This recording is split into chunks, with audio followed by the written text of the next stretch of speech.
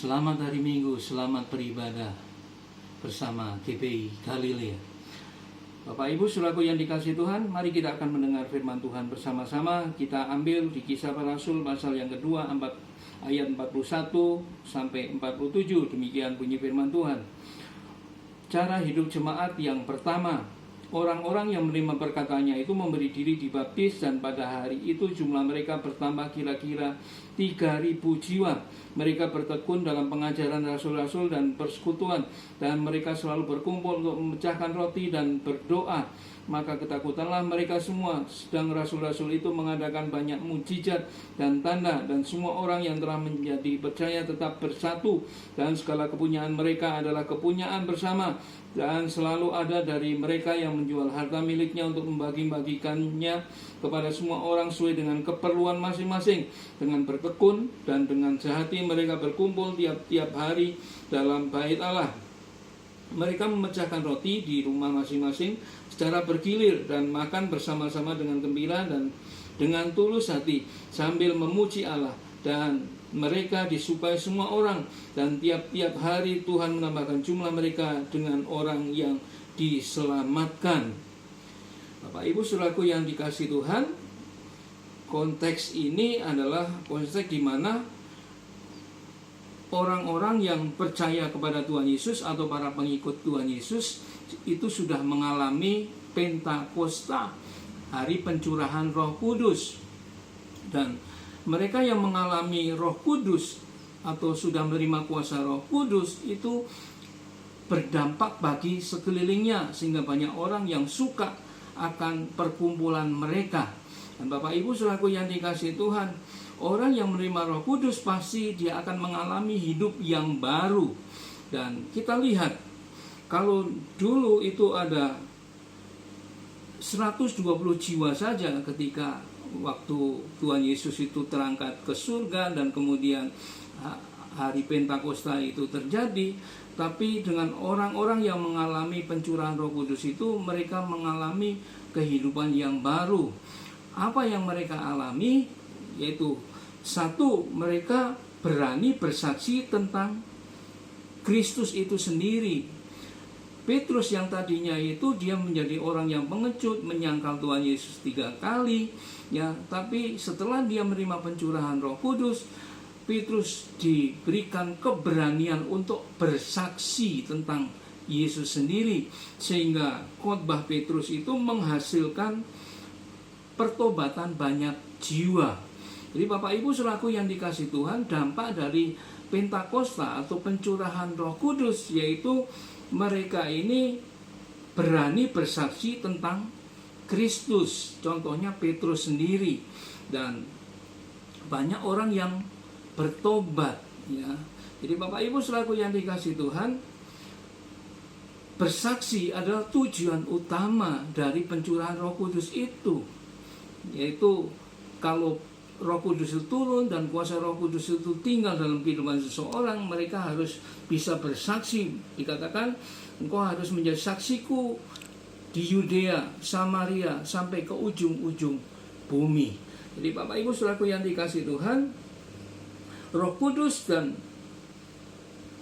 orang yang mengalaminya itu dia harus berubah, ya, berubah dalam cara hidupnya, berubah dalam gaya hidupnya. Ya, Petrus berani menjadi saksi tentang Kristus, itu yang pertama.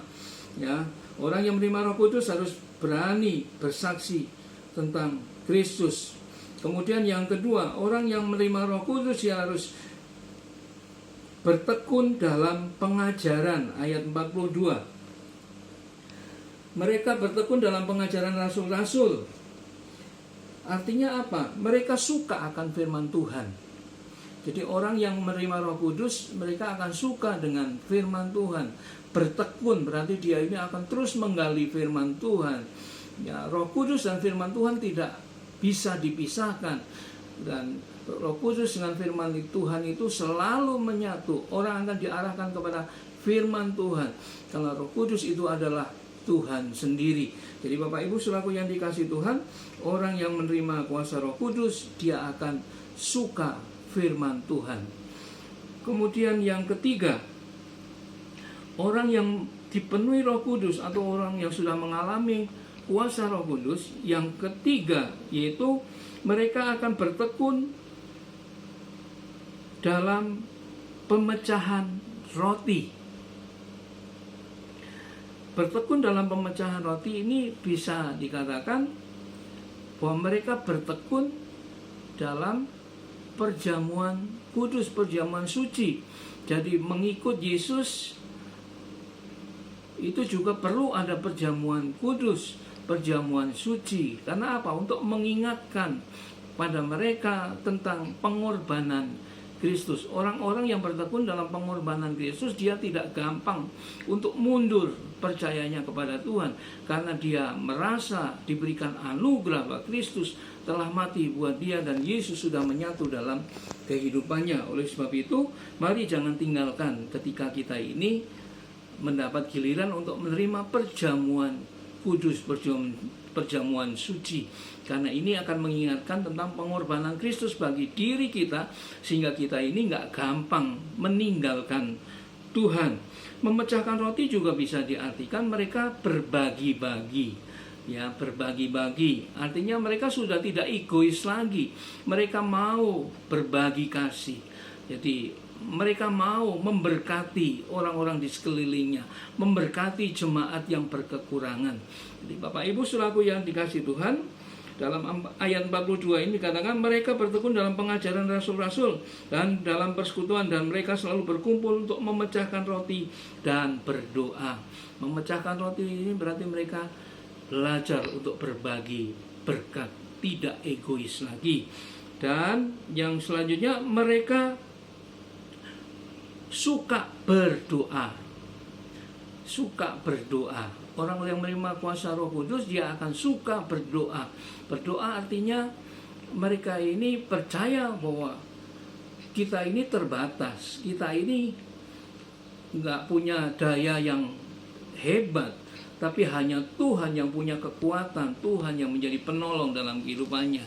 Dan Tuhan tuh sumber dari segala kehidupan kita, sehingga mereka ini suka akan berdoa, suka dalam persekutuan. Untuk apa mereka bersekutu dan berdoa? Agar iman mereka tetap kokoh, tetap kuat. Jadi Bapak Ibu saudaraku yang dikasihi Tuhan, mari orang-orang yang mengalami kuasa Roh Kudus, yang dia ini berkata saya dipenuhi dengan kuasa Roh Kudus, saudara harus berdampak bagi sekelilingnya. Ya, saudara harus mulai bertobat, saudara harus mulai berani bersaksi tentang Kristus. Saudara harus belajar bertekun dalam pengajaran, atau saudara harus belajar suka akan firman Tuhan. Kemudian saudara juga harus belajar berbagi. Saudara harus belajar mengasihi saudara seiman. Ya, sehingga mereka juga akan dikuatkan, mereka juga akan berbahagia, sehingga persekutuan dalam orang percaya dengan diiringi doa dan pujian itu akan menguatkan saudara. Ya, jadi orang yang dipenuhi dengan kuasa Roh Kudus, mereka akan suka dengan persekutuan dan doa. Mereka akan menjalani hidupnya dengan penuh kerendahan hati dan akan membiarkan Allah bekerja dan Allah sebagai penolong dalam kehidupannya. Ya, gaya hidup kita harus berubah. Gaya hidup kita mungkin dulunya kita egois, kita harus sekarang ini belajar untuk bergaya hidup kebersamaan. Ya, kita membuka diri, ya, membuka diri bagi banyak orang, hingga banyak orang boleh terberkati oleh kehadiran kita. Kemudian kita juga harus memiliki cara hidup yang baru. Cara hidup yang baru yaitu kita ini mau berkumpul dengan satu tubuh Kristus, hidup bersama-sama, sehingga kita ini bisa memberkati mereka. Gaya hidup kita nggak egois lagi, tapi kita bisa menjadi berkat bagi banyak orang, sehingga kita ini berdampak bagi sekeliling kita. Semakin hari kita disukai oleh banyak orang, hingga banyak orang yang akan menjadi percaya oleh karena kehadiran kita dan perbuatan kita. Tuhan memberkati.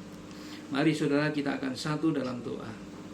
Tuhan, terima kasih untuk hari ini firman-Mu mengajar kepada kami Tuhan, agar kami ini berdampak bagi sekeliling kami. Ketika kami sudah menikmati Roh Kudus-Mu dalam kehidupan kami, Roh Kudus-Mu itu memimpin hidup kami dalam kebenaran. Dan oleh sebab itu Tuhan, hari ini Tuhan, biar kami diajari untuk bertobat di hadapan-Mu.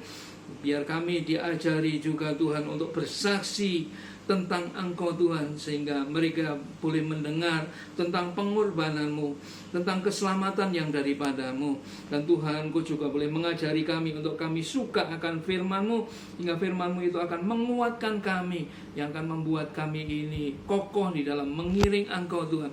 Dan Tuhan, mari ajari kami untuk kami terus bertekun dalam kami ini ikut perjamuan kudus-Mu yang mengingatkan kami Tuhan tentang pengorbanan-Mu Tuhan, sehingga kami tidak mungkin lepas daripada-Mu Tuhan, karena Engkau selalu memperingatkan kami dan kami selalu menggumuli tentang persekutuan kami dengan Engkau ini Tuhan. Dan ajari kami terus Tuhan, agar kami terus tekun dalam doa kami Tuhan, sebagai penyerahan kami Tuhan kepada-Mu.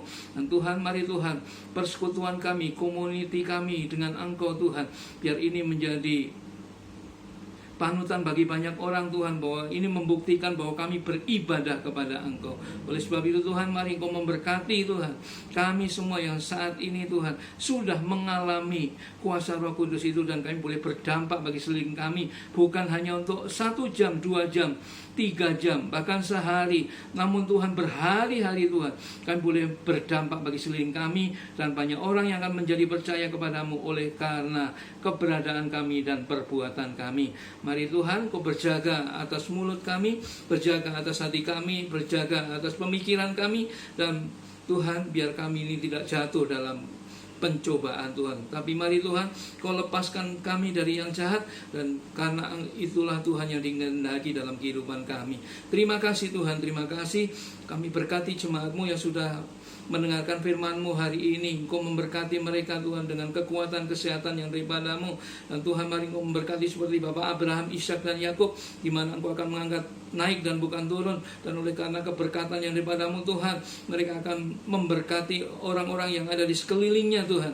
Terima kasih Tuhan, terima kasih. Tuhan memberkati Engkau dan melindungi Engkau. Tuhan menyertai Engkau dengan wajahnya dan berikan Engkau kasih karunia. Tuhan menghadapkan wajahnya dan memberikan Engkau damai sejahtera. Di dalam nama Tuhan Yesus kami alaskan semua doa kami. Haleluya. Yang percaya katakan amin. Tuhan Yesus memberkati.